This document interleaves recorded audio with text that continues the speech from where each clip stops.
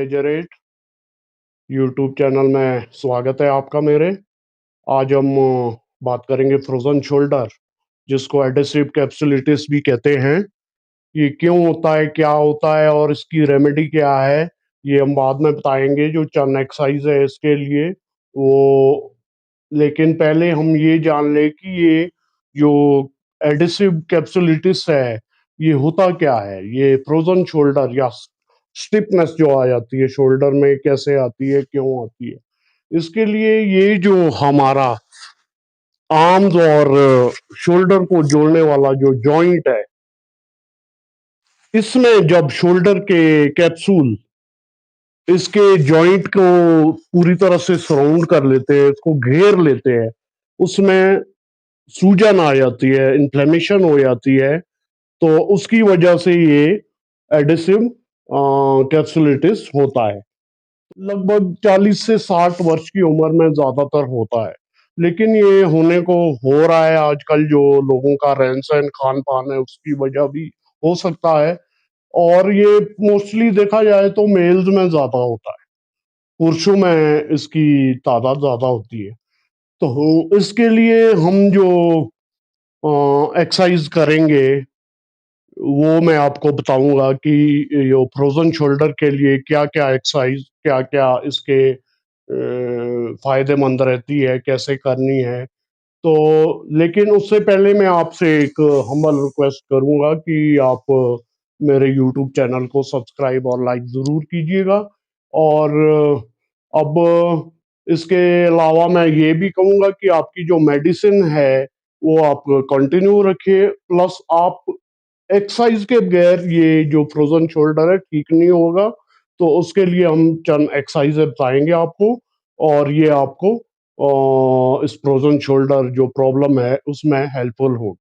तो दोस्तों, बिना वक्त गंवाए हुए हम शुरू करते हैं कि फ्रोजन शोल्डर के लिए कौन सी एक्सरसाइज ठीक रहेगी और कैसे करनी है, ये मैं आपको बताता हूँ। पहली जो एक्सरसाइज होगी उसमें आपने वज्रासन में बैठना है।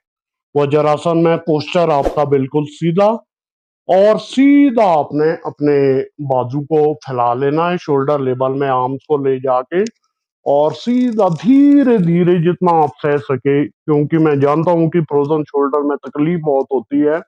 तो इस तरह से आपने ये एक मूवमेंट बना देनी है। इस तरह से सीधा, जितना सीधा रख सके उतना आराम को आपको आराम मिलेगा इसमें, शोल्डर में, जॉइंट्स में। इस तरह से वज्रासन के बाद जो अगला हम एक्सरसाइज करेंगे वो अपने खड़े होना है और सामने की ओर आराम से अपना हाथ ले जाना है, और यहाँ पर इसको रेज करना है ऊपर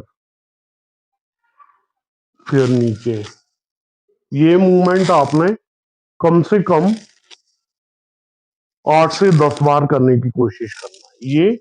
और फिर अगली एक्सरसाइज करेंगे हम सामने शोल्डर लेवल में अपने आर्म्स को फैलाकर, और सीधा ऊपर आराम से, बिल्कुल रिदमिक और स्लो मूवमेंट में आपने ये करना। ये ये ये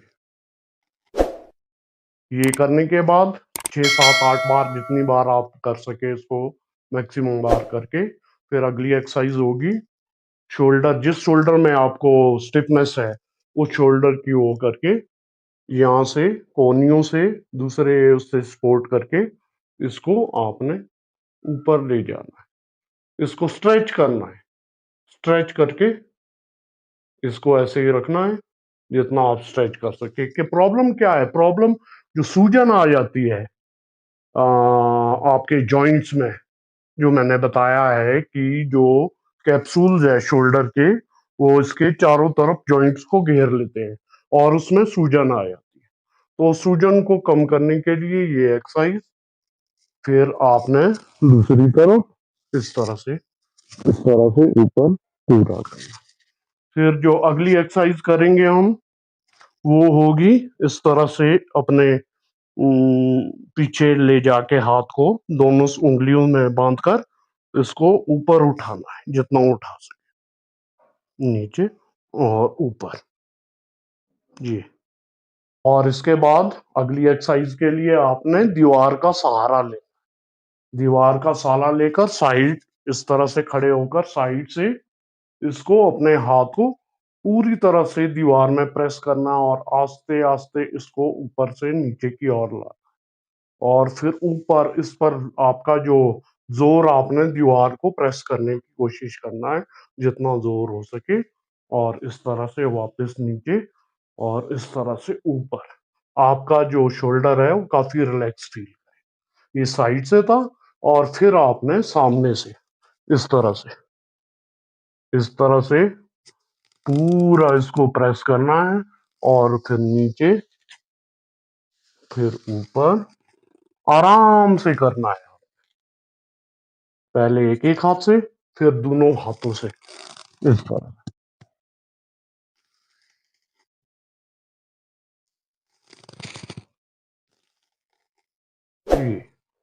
ये एक्सरसाइज करने के बाद फिर हम अगली एक्सरसाइज करें।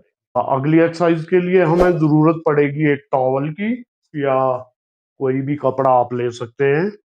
टॉवल को इस तरह रोल करके इसको पीछे और करके इसको इस तरह से आपने पकड़ना है टॉवल को, और जो हाथ आपका, जो शोल्डर आपका दर्द कर रहा है वो नीचे को रखना, और दूसरे जो शोल्डर जो ठीक है, या मतलब आपने इसको इससे इस दूसरे शोल्डर दूसरे हैंड से ऊपर की ओर खींचना है। ये इस तरह से आपने करना है ये एक्सरसाइज। दोस्तों ये थी चना एक्सरसाइज है, उम्मीद करता हूँ इससे आपको काफी रिलीफ होगा। लेकिन आप शोल्डर को मूवमेंट करना बंद ना करें। अगर शोल्डर की मूवमेंट आप बंद कर देंगे तो आपका शोल्डर फ्रोजन जो है वो नेक्स्ट लेवल पर चला जाएगा, यानी कि दर्द की जो अगला लेवल है वहां पर आपको ज्यादा तकलीफ दे होगा। फिर इसलिए एक्सरसाइज जरूर करते रहिए। और इसके अलावा जो इसकी रेमेडी होती है वो आइस क्यूब भी लगा सकते हैं आप। आइस क्यूब से इसमें जो इन्फ्लेमेशन है, जो सूजन है वो भी कम होगी। और प्लस आप हॉट थेरेपी, आप इसको गर्म सेका भी दे सकते हैं। गर्म सेके से क्या होगा कि इसका जो ब्लड सर्कुलेशन है वो फास्ट हो जाएगा और इसमें दर्द आपके कम हो जाएगा। तो ये कुछ रेमेडी थी इसकी फ्रोजन शोल्डर के लिए। तो उम्मीद करता हूँ आपको ये पसंद आएगी। अगली बार फिर मिलेंगे कोई नई टॉपिक के साथ। तब तक के लिए नमस्कार।